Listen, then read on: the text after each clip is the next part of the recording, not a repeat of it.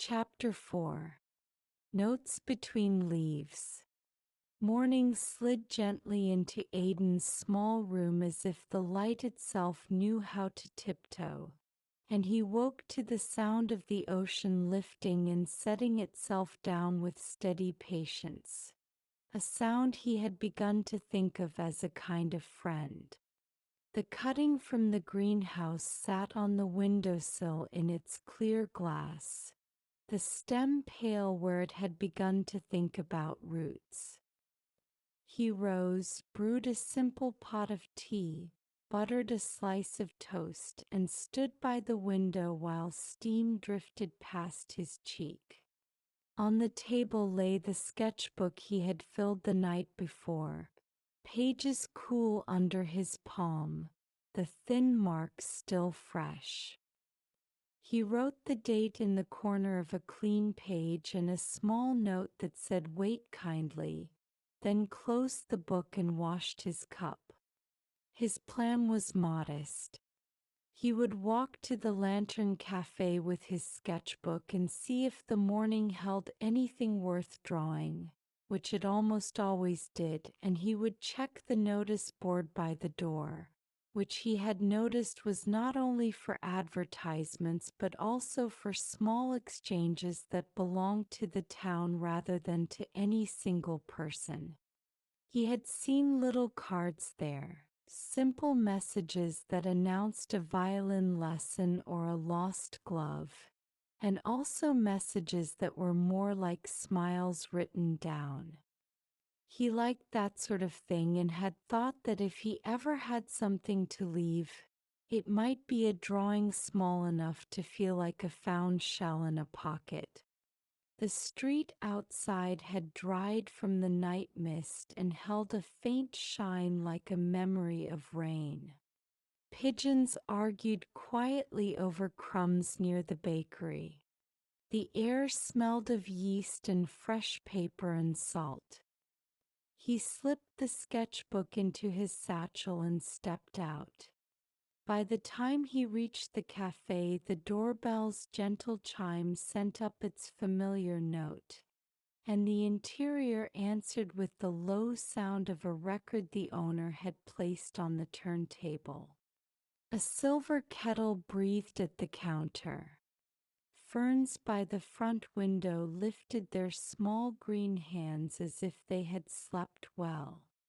He ordered warm chamomile with honey and carried the cup to his favorite table near the window, the one that let him see both the inside and the street.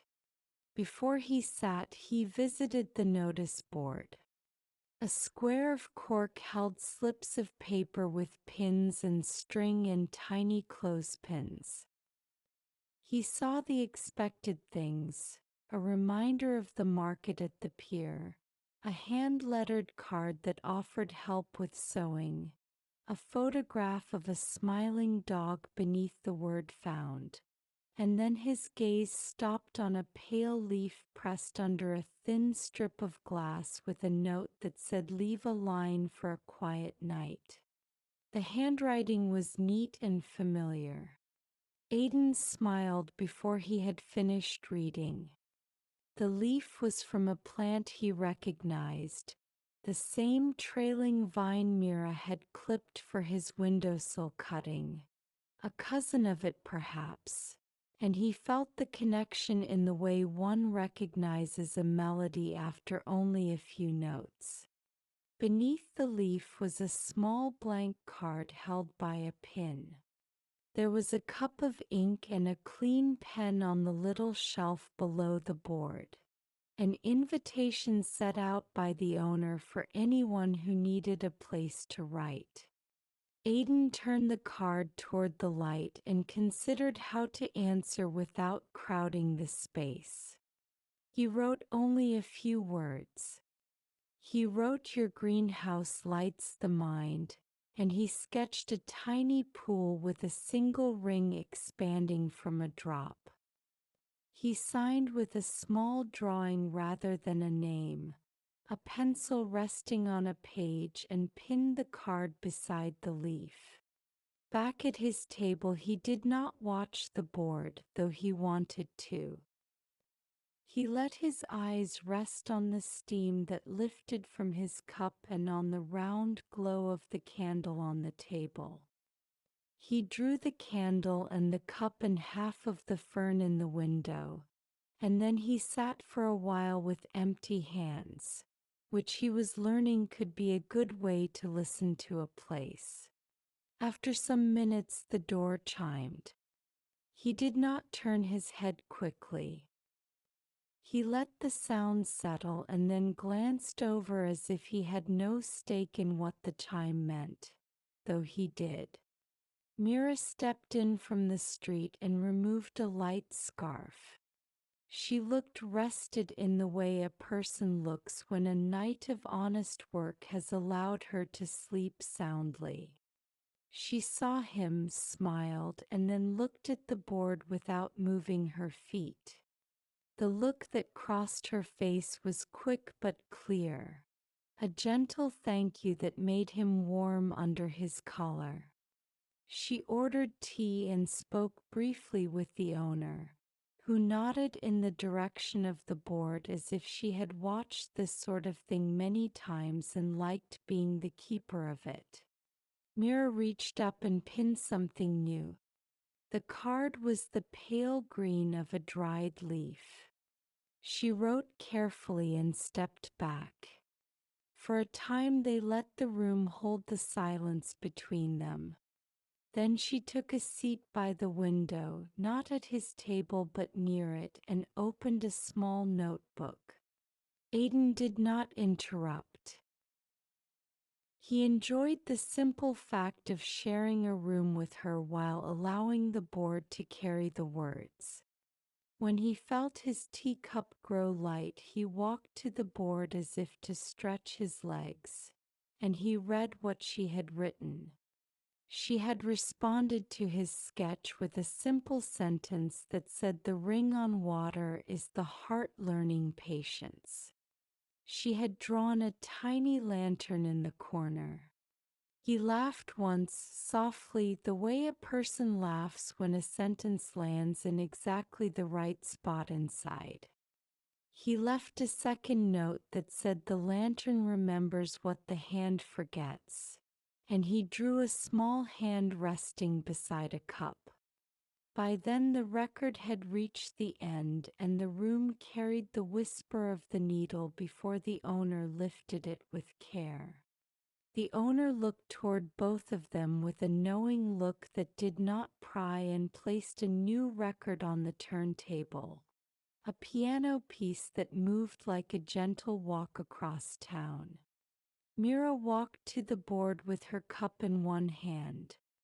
She wrote a line about her night flowers, and he read it later and felt as if he could see the petals open inside the sentence.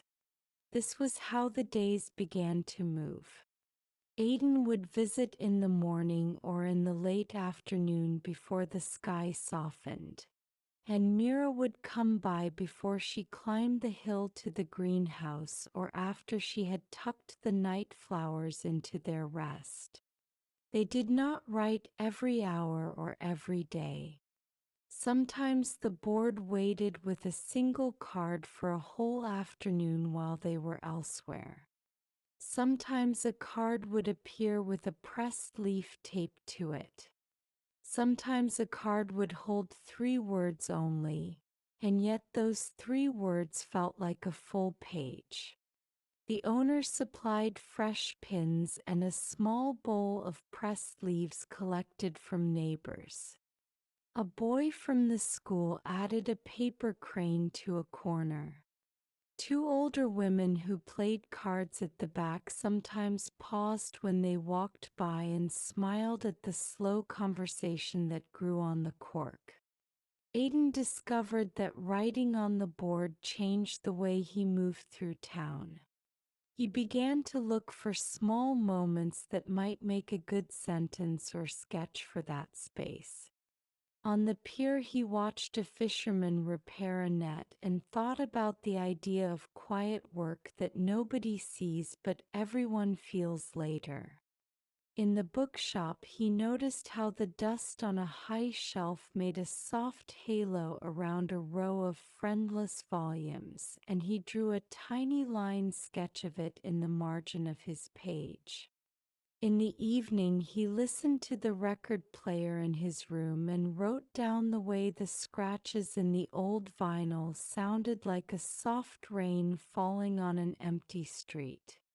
He did not write everything on the board. He learned to bring only what felt generous and simple, the way one brings a plate of small cookies rather than a complicated cake to a neighbor. Mira learned the same.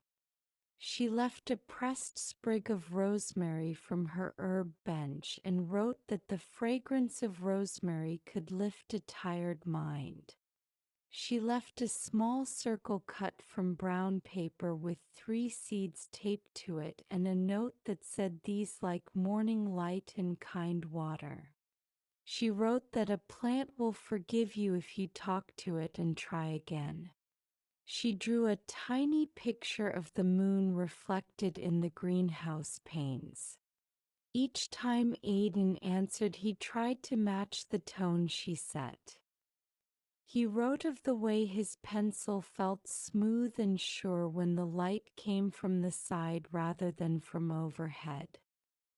He left a small square of heavy paper with a simple brush wash that showed a lane after rain and the first 2 stars.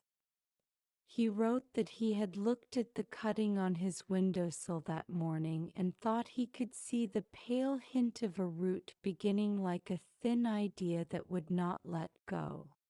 Days folded into one another with the easy grace of laundry on a quiet line. The weather helped their habit. A soft fog would creep in from the sea and make the café glow, or a clear morning would sharpen the shadows of the ferns in the windows so that every leaf had a perfect twin on the table. In these changes they found new notes. Aiden discovered that he liked the challenge of writing one sentence that would hold a whole picture without trying to explain it.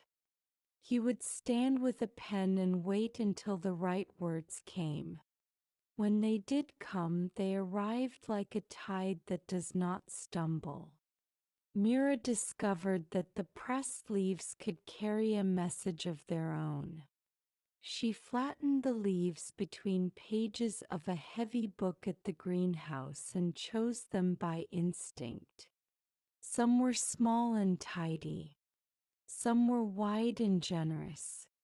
One had a little bite missing from an edge where a moth had tasted it.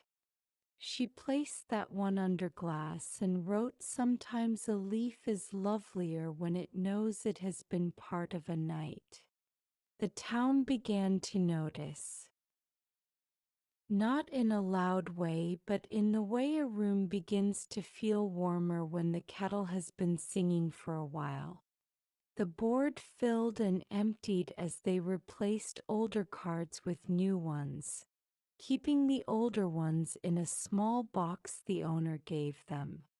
A neighbor whose hands smelled like rope and salt left a note that said, "Thank you for making the board feel like a window." The owner told them the board had always been useful, but now it felt alive. A local teacher asked if she might bring students to look at the board during a lesson on paying attention. Aiden and Mira nodded and made room on the cork for the children, who arrived with wide eyes and small pencils and left with their own drawings of cups and candles and leaves. One evening the board extended beyond the cork. Aiden arrived to find a row of little envelopes clipped to a length of twine the owner had stretched along the side wall. Each envelope was blank except for a tiny symbol in the corner. A star, a wave, a leaf, a lantern. Mira stood nearby with a smile that showed she had helped, and the owner poured tea into 2 cups with evident joy. The idea was simple. Sometimes a note wished to rest for a while in the quiet of paper and be opened later. They slipped soft messages into these envelopes now and then. Not secrets, only thoughts that could wait. He wrote "Thank you for the room where quiet work matters" and tucked it into the envelope with the lantern. She wrote "I like the way you draw water" and placed it into the one marked with a small wave.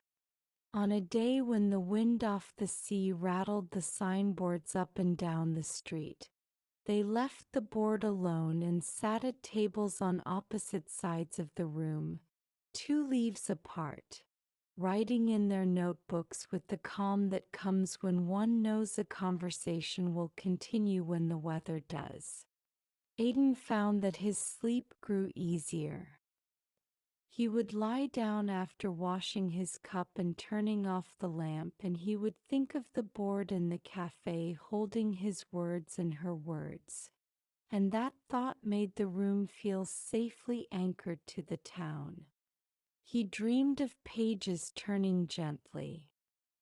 He dreamed of fireflies that blinked along the dune path where he had not yet walked but planned to. He dreamed of the greenhouse at the top of the hill, bright with the quiet of plants that keep their own calendar. He woke rested and strong in the way that comes after patience rather than after effort.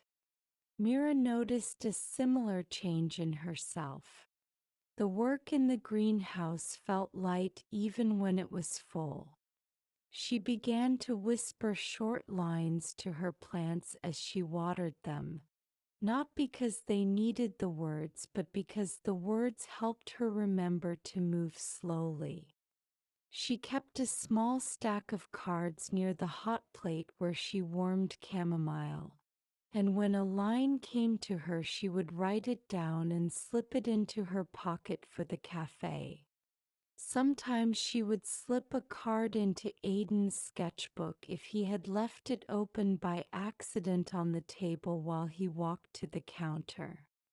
When he found it later, the surprise pleased him in a way that reached the center of his ribcage.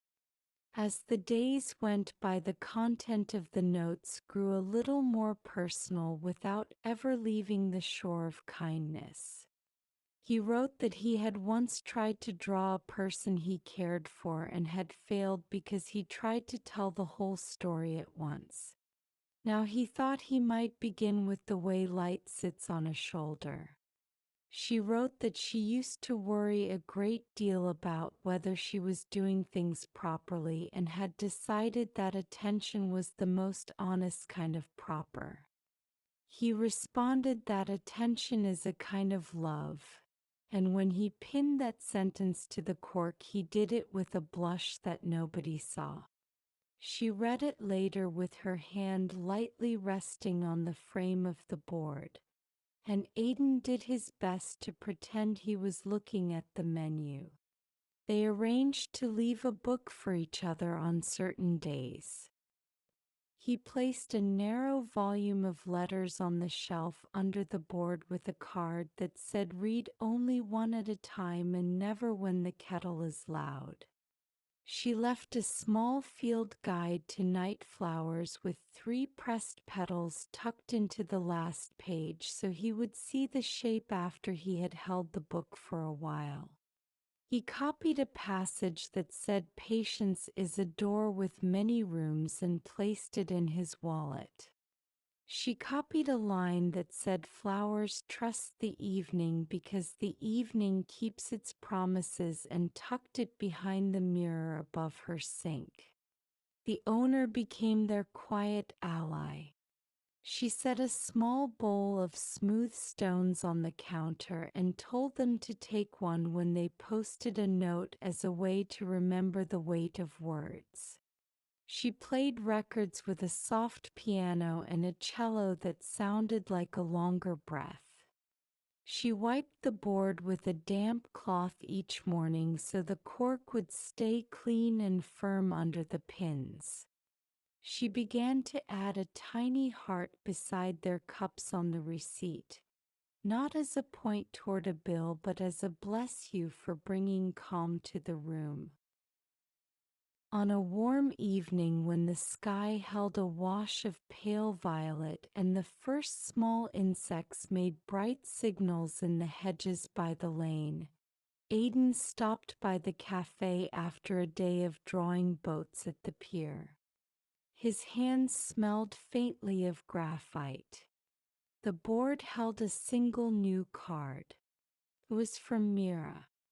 It said there is a flower that will only open if it feels the hush of true night. Would you like to see it in a few days? He stood for a moment with his hands on the frame and felt that kind pull in his chest that reminded him of home before he could name what home was. He wrote yes with care and added, "I would like to be quiet enough for that flower." Then he added a small drawing of his windowsill glass where the cutting floated. He returned home with a calm spirit and checked the cutting, and sure enough there was a first pale thread of a root beginning to venture into the water. He laughed softly. He lit a candle on the table and wrote to her on a card that he would bring for the board the next day. The card told the story of the first root. He wrote about how some things take hold only after a person agrees to wait without fidgeting. He did not say what those other things were. He trusted she would understand. She did. When she read the card the next afternoon, she left a note beside it that said, "Many roots are shy but brave." The town continued around them. Boats came in and out. Children ran with ribbons on the pier. The lighthouse turned its patient beam across the water. The clock in the square chimed at its appointed hours. The notes continued and drew a path through the days like a braided strand of light. Their conversations in person stayed simple, not because they were afraid to speak, but because they enjoyed letting the board do the same. When they did sit side by side, they spoke about small meals and about how to keep a kettle from whistling too loud and about books that did not push the mind faster than it wanted to go. She told him how to make a cup of tea with rosemary and lemon for a tired afternoon. He told her about a paint that dried to a finish that liked candlelight. In this way, the friendship thickened like a warm sauce on a low flame. One evening, after the café closed and the owner stacked chairs on tables for the night, Aiden and Mira stood by the notice board with the little box of older cards between them. The owner had given the box to them to take home for a while to read and arrange.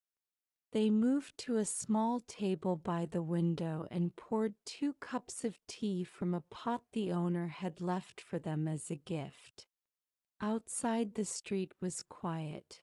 The window glass reflected the soft interior so that the room looked doubled, and their faces in the glass floated beside the living plants as if another pair of gentle patrons were sitting with them. They went through the cards slowly. They smiled at old lines that now felt like the first pages of a book they were still writing. They kept the pressed leaf with the little bite out of it and the card with the ring on water and the phrase about patience. They decided to tie them in a bundle with a ribbon the owner found in the drawer. And when they finished the simple work, they sat without speech for a while, hands around cups, the bundle between them. Aiden felt that the bundle was lighter than he had expected, which somehow made it feel more important. He said that the cards were like pages in a daybook they could carry into the next season. She agreed and said she liked that the board had allowed them to speak as if the town itself were listening from a little distance, smiling and then going about its tasks. They blew out the candle. The owner wished them a good night with a look that said she enjoyed being a witness. At the door, Mira paused with her hand on the frame of the room that had watched them learn how to write to each other. She said she would see him at the greenhouse in 2 nights when the night flower would be ready. He said he would arrive with a quiet mind. They stepped into the lane where the air held the cool of the sea. Fireflies lifted from the hedge like gentle sparks and moved along the path. They walked in easy silence to the corner where they usually parted. There they stood and listened to the waves and to the far sound of a page turning in someone's open window. Aiden thought of the board, now cleared for tomorrow. Mira thought of the night flower, now drawing breath for what would come. They did not make a promise out loud. They did not need to. The town around them already held the shape of it.